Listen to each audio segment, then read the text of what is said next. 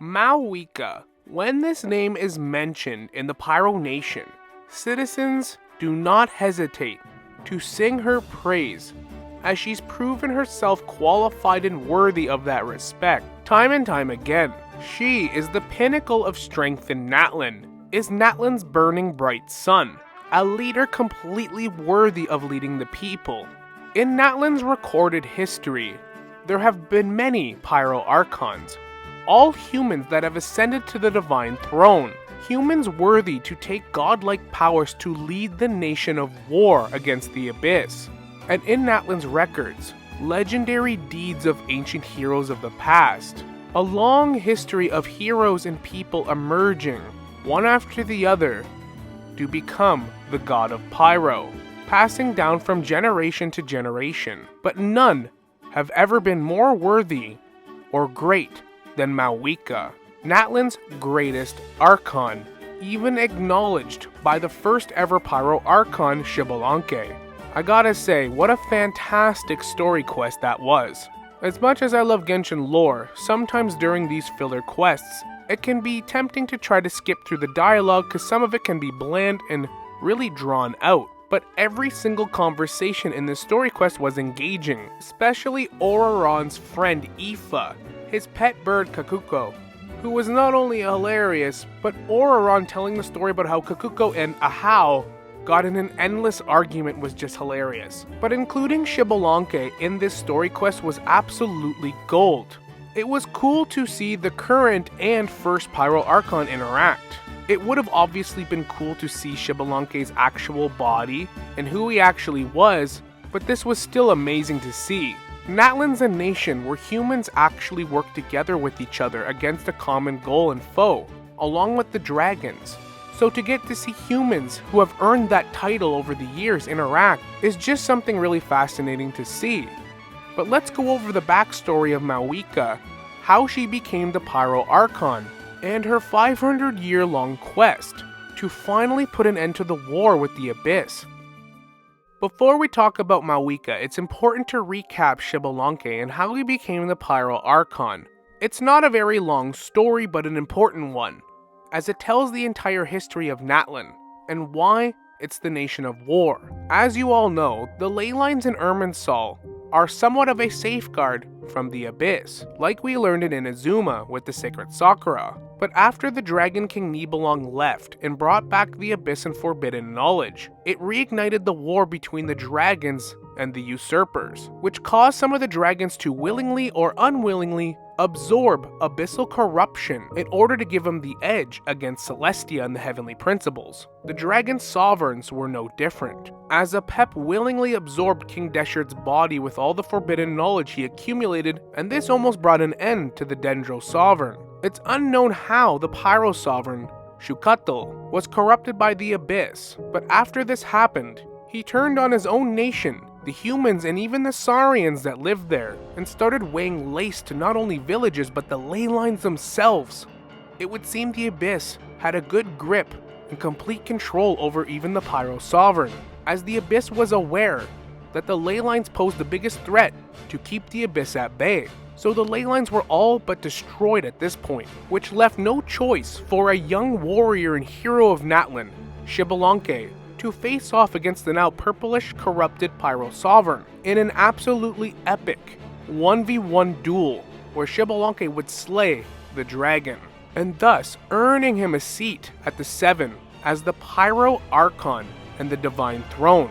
But due to Natlan's now damaged ley lines, they were exposed to the Abyss and would not last very long, so he had no choice but to plead with one of the four shining shades of Faunus, the Shade of Death, Ranova, to lend him her powers to create the rules of Natlan, where humans will become Archons and ascend to the Divine Throne, establishing the resurrection process for both the Archons and the human warriors that died in war against the Abyss. So the Shade of Death agreed to this, and I can only assume that the gods in Celestia were at awe and almost even proud that a human could take down one of the sovereigns. Thus began the rules of Natlan and his resurrection. If not for the resurrection of humans through the sacred flame. Natlan would have lost the war against the Abyss many years ago, but this allowed them to survive and give them a fighting chance against the Abyss. And throughout the years, Natlan has had many heroes and many humans that became the Pyro Archon. When talking about other Archons, it's hard to really put their origins into perspective because most of them are long-life species were already a god or some larger-than-life entity, which brings us to 500 years ago just before the Cataclysm.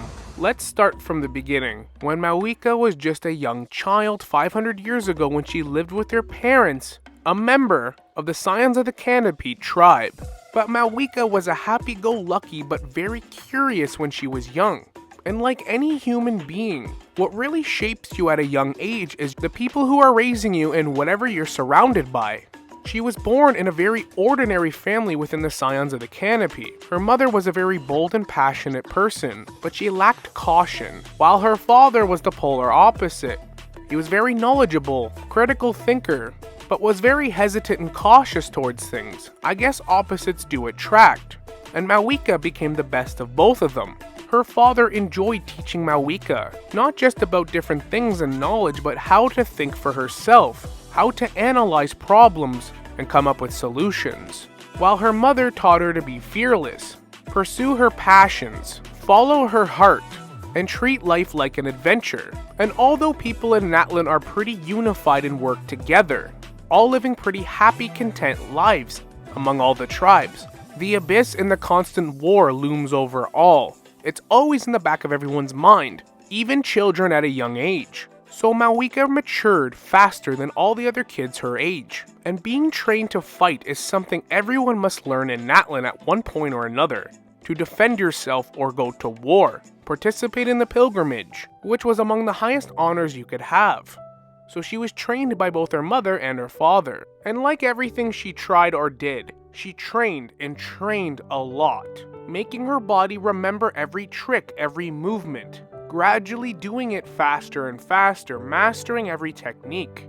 I will talk more of this at the end of the video, but this truly right here does separate why a human becoming an Archon is so much different than just a god that ascends to that position. The repetition and work that has to go into perfecting everything you do is the most relatable human trait that we all have to go through. Everything that we do in our lives takes practice, and those of us that put the dedication in to ascend to great heights, to master our craft, become legendary. But it all stems from hard work, and what inspired her to become the warrior that she is today was her father.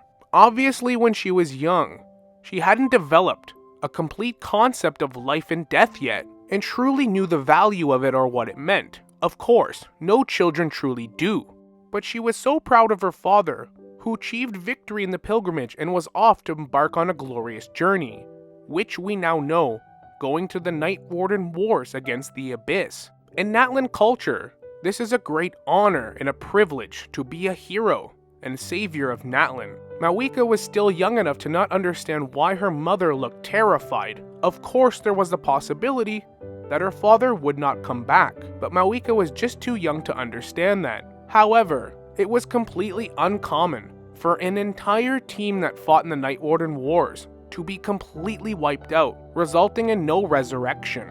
And to everyone's relief, 3 of the 7 warriors fell in battle and died. Mavuika's father was one of them, but they all knew once the victory feast begun, the Ode of Resurrection would take place, and their father would be brought back. When he was, they were shocked to see that he was covered in wounds head to toe and could barely stand on his own 2 feet. The Ode of Resurrection rekindles life, but only for the fatal wounds. All the slowly accumulated wounds throughout the battle would not be cured, so her father would be scarred and injured for life. It truly changed how Mavuika saw the world in seeing her father in a weakened state, and this would be the first time in her entire life that she would actually cry, outside of being an infant or a baby. And just like her father was known to do, he could see the look on her daughter's face, and he used this as a learning moment and told Mavuika, "This is the truth of war. All fear pain and death, but somebody must always step forth and fight because they all have something to protect." And this is the moment Mavuika truly became who she is today. And she told herself that night, since we are all forced to fight this war no matter what, I will be the one to put an end to it. Whew, chills. Man, if only her father was around today in Natlan. But what really changed Mavuika for life was the birth of what she describes as an angel, a gift from the gods. Her younger sister Hine, who they formed a very close bond and relationship with. Mavuika, being quite a bit older, was both a loving, playful sister, but also a parental figure for her little sister, teaching her many things. And she was very protective as an older sister. Her little sister even posed a question, one that I have had in different videos, and why I love the system of Natlan's Archons. Hine asked both her father and Mavuika, if the Pyro Archons are just humans, how can we be sure that every human who becomes one is worthy and willing to protect us? Which Mavuika states, it's precisely because we are ordinary people that we don't need such guarantees, but to have faith in our fellow human. And that is perhaps the best part about Mavuika. She's as human gets. She is friendly and understands everyone around her. She knows that she cannot do everything by herself. She needs help, assistance, understanding, knows that she's not perfect, and is always somebody that's looking to improve, learn new skills. Which is why throughout her life she has taken up many hobbies like rock climbing, solving puzzles, painting. Although she was an extremely gifted warrior, she always strived to better herself in different aspects. It's sort of funny really, Mavuika's little sister might have known that she would become the Pyro Archon before even she did. Asking these questions about what makes an Archon worthy, Mavuika would participate in defending the nation along her tribesmen and other fellow Natlanese, until she would eventually ascend to the divine throne to become Natlan's next Pyro Archon and God of War, which was around 500 years ago, right before the Cataclysm. And even before she became Pyro Archon, she always had a plan in her mind how she would deal with the Abyss. And when she ascended, she revealed this plan with the chiefs of all the tribes and all of the elite warriors, which naturally struck a lot of division among the tribesmen on how to go about the situation. Not all agreed to her plan, but I think that's what makes her such a great Archon. She wants to work with the tribes and with the people, ask their opinions and work together. Most other nations follow their Archon blindly, for better or worse, but her end goal was to protect Natlan and save it, not just temporarily, but put an end to this war for good, once and for all. This plan required a lot of foresight, as Mavuika would have to sacrifice her life to be resurrected 500 years into the future. And naturally, for anyone alive today in Natlan, this plan posed a lot of risks. Nobody alive then would get to see this plan into fruition, if it actually would succeed 500 years into the future. What she was asking was a lot. An Archon that the people loved, a warrior they respected, to be resurrected 500 years into the future when they would be long gone. But they all trusted in their Archon and their leader, so they agreed to the plan, and even offered personal belongings to Mavuika so that she could keep and use if she ever needed to in a pinch, which we know that she actually did to save Kachina in 5.0. In order to help us escape the Abyss, she had to sacrifice all of these precious belongings and trinkets, some from her own family. But before her big fight with the Abyss during the Cataclysm, a handful of the heroes of that time from each tribe, along with a bunch of other warriors and tribespeople from all of the different tribes, got together for a night of drinks and celebration, where Mavuika actually collected all of these trinkets from a wide variety of different citizens in Natlan. Mavuika knew these were precious belongings to people in Natlan, so she took the time to listen to people's different stories about each trinket. Some people were excited to share with their Pyro Archon, while others could barely get through the stories. It's hard to have a night of relaxation when you know there's a looming war, one that seems impossible to win. And everyone alive in this era knew this would be the last time they saw their Pyro Archon. But for the most part, Mavuika, with her carefree and easygoing personality, was able to get people to wipe their tears away, have a few drinks, eat some food, and enjoy the evening. And the last people standing would be the ancient heroes and name bearers, like we see in the trailer. Naturally, this was hard for Mavuika's family to willingly let their daughter go, which is also another very human trait. It can be hard to do what's right by everyone else in the long run, rather than your own selfish desires. This is another aspect that makes Mavuika such a great Archon, putting the nation's needs, everyone else's needs, ahead of her own desires and ambitions, her dreams. Everyone that she once knew would be gone when she awoke 500 years later, but her sister vowed to find a way to reach out to her 500 years in the future through her ancestors, which she did. And much like we had to do in current Natlan, the Abyss was encroaching, only it was the worst that had ever been due to the Cataclysm. The Abyss struck every nation, and the Cataclysm was devastating to Teyvat, but because of Natlan's weak ley lines, the Abyss nearly engulfed Natlan. So the legendary heroes of each tribe at that time, the ancient name-bearers, would band together for one last push against the Abyss, all knowing that full well this will be the last time they would see each other, and they would all most likely die in the fight. They all pushed forth into battle, led by their Pyro Archon, and in his final strokes of life, Tupac, who was the legendary hero, a giant from the people of the Springs, carried Mavuika to the Sacred Flame to see their plan through, and all of their deaths not be in vain. Everyone in Natlan 500 years ago put their trust in their Pyro Archon with a plan that they would never even live long enough to see to the end.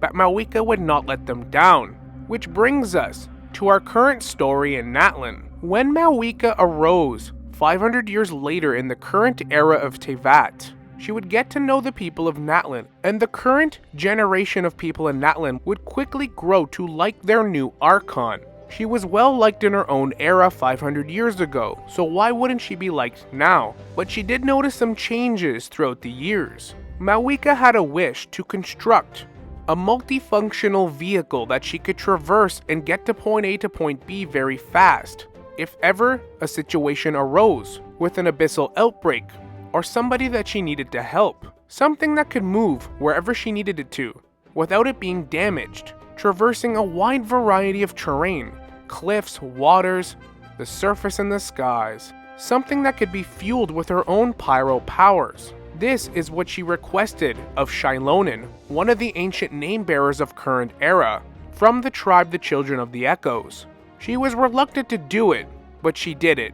And she did a damn good job. Mavuika was pleased with her new motorcycle. Mavuika learned from her father that even the dragons of old had very ancient technologies that even they used to fight against the Abyss. I know a lot of people thinking that technology and vehicles in Natlan breaks the immersion of the game, but it's something that always existed in Natlan in its ancient days through the dragons. Mavuika thought to use this way of thinking in the current era to also help them against the Abyss. This is where her motorcycle came from in the idea, which brings us to our current story in Natlan, where the Pyro Archon continues to host a pilgrimage, and Natlan still awaits all of its ancient heroes and ancient name-bearers.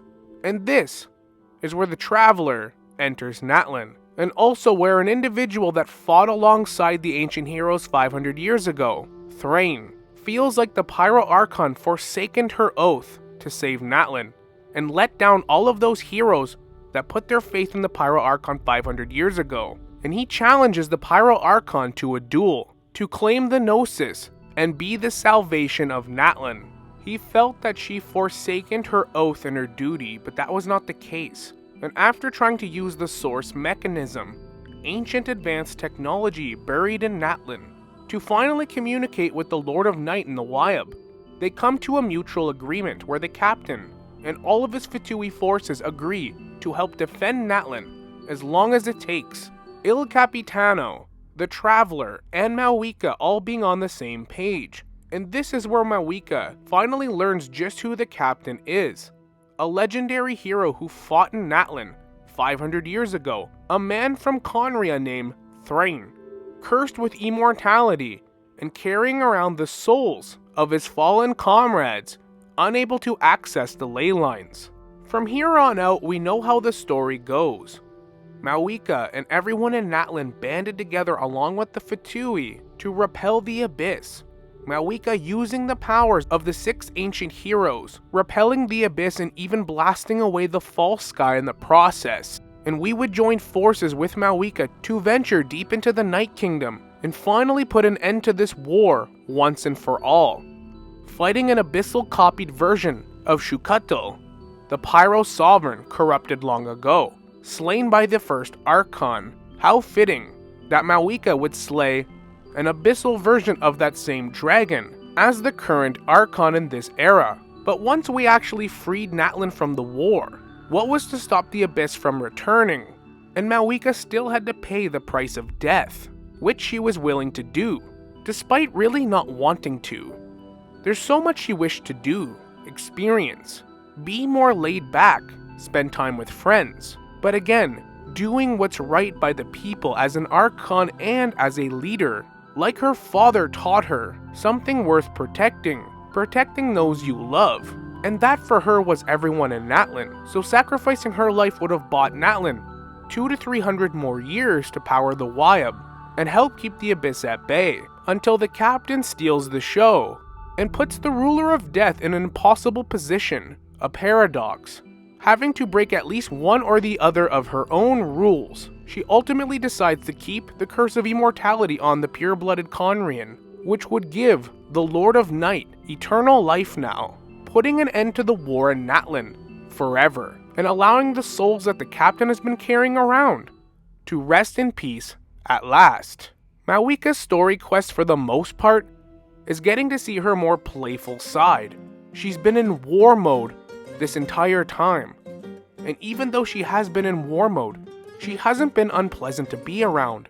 But now, without death and war looming over everyone, she's able to be much more relaxed, have funny banter, crack jokes, tease each other. I especially like how her and Shilonen tease each other. People tend to forget that she really is just a person, a human, who likes to crack jokes, kick it back, relax, doesn't take herself too seriously, and knows that she's not perfect. But what really solidifies her being the greatest Archon in Natlan history is when the first ever Pyro Archon, Xbalanque, returns, his soul able to take possession of a young boy in Natlan for one day, so he can see his efforts bear fruit. This long journey, this endless war against the abyss, that all started with him and the destruction of their ley lines, the deal that he made with the ruler of death, establishing the rules and resurrection of Natlan, finally brought to an end. And what a sly fellow he was. He even made a secondary backhanded deal. If Natlan was ever successful in winning the war, he would get to return for one day and see it in real time. And this is one of the most amazing story quests we've ever had. And as it turns out, he's a pretty funny guy, easygoing. It's pretty sad too, because it does seem like he would have enjoyed just living a normal life. But I guess things happen for a reason. He's able to fight Mavuika, their spirits, in an even match, where he concedes that Mavuika is the winner, and truly is the greatest Pyro Archon, even making a joke that if he had motorcycles and different contraptions during his time and era, he wouldn't have even become Archon. He would have been too busy goofing around and having fun. And that is the complete story of Mavuika, the greatest Pyro Archon in Natlan history. The only thing awaiting us now is the next Fatui Harbinger that comes and finally claims the Gnosis. Overall, I think Natlan really does represent the path forward for Teyvat to be successful. Gods, humans, and dragons working together. Every nation has a different viewpoint on their Archon, but for Natlan, it's different. The bond is strong, because Natlan has had a ton of Archons throughout its history, all humans that were worthy of that title, which guarantees that the Archon they choose, or the Archon that ascends, is going to be somebody that relates to the people, knows their struggles and strifes, their hardships, has fought in the war, and understands the responsibilities and what's at stake. There has never been an instance in Natlan's history where it has had a bad Archon or a tyrant. It's always been somebody that the people enjoyed, looked up to, and were proud to call their Archon. A fellow human, fighting alongside them in the war in the trenches against the Abyss, Teyvat's ultimate foe. Thank you so much for watching. I hope you enjoyed the video. Let me know your thoughts in the comments, and as always, we will see you all in the next one. Later.